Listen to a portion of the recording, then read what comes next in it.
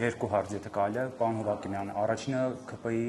կեսգիշերից հետո անմիջապես հայտարարության վերաբերյալ, որ դեռևս մի քանի տասնյակ ընտրատեղամասերում էին արդյունքները այսպես ամփոփված, բայց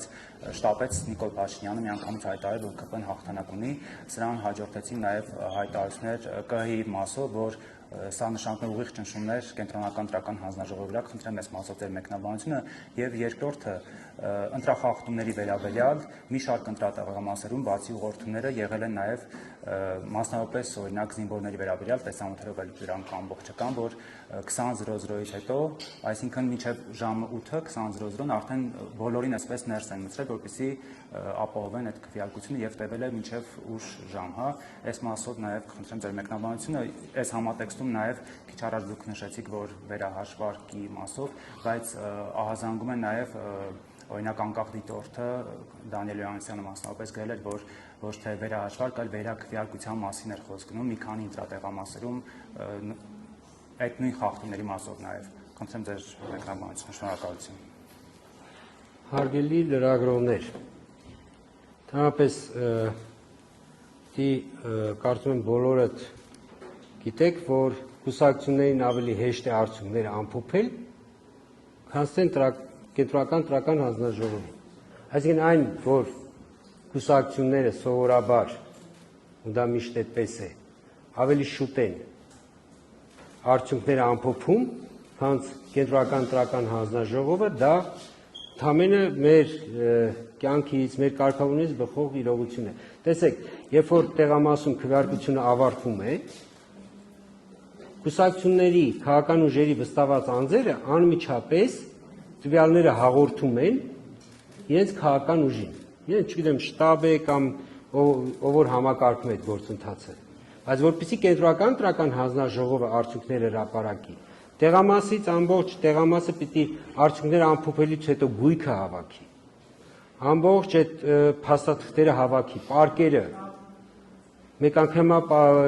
ամեն ինչ տեղավորի, մեկ անգամ այն ինչ որ պիտի տեղավորի մեկ անգամյա պարկերի մեջ, այն ինչ որ պիտի առանձին ներկայացնի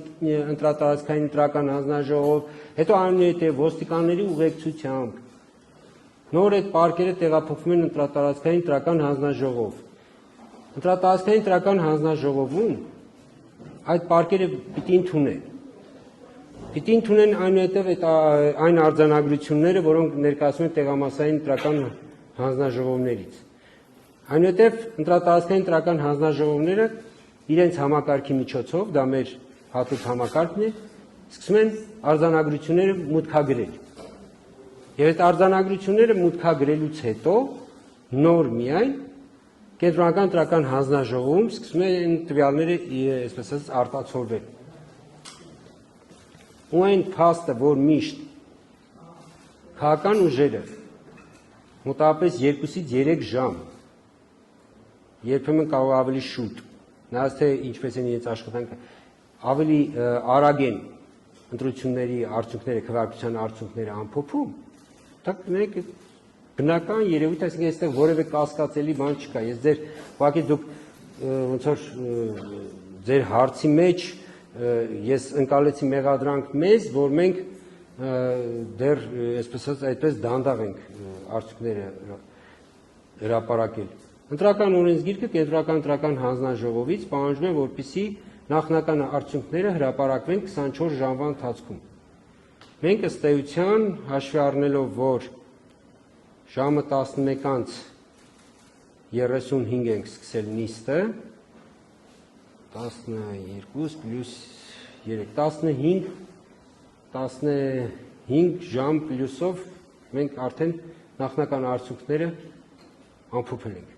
Այսինքն խնդիր չկա կարծես ասած, եթե իհարկե, հարգելիս միշտ բոլոր կարող եք հետ գնալ բոլոր ընտրությունները, միշտ կուսակցությունները, քաղաքական ուժերը մի քանի ժամ շուտ են ամփոփում, մի քանի ժամ շուտ է, ներկայումս բան չկա, հրավառություն բան չկա, նախկինում կհիշեք նախին ընտրություններին, դեռ ասենք ԿՀ-ն կամ ընտրատարածքայինը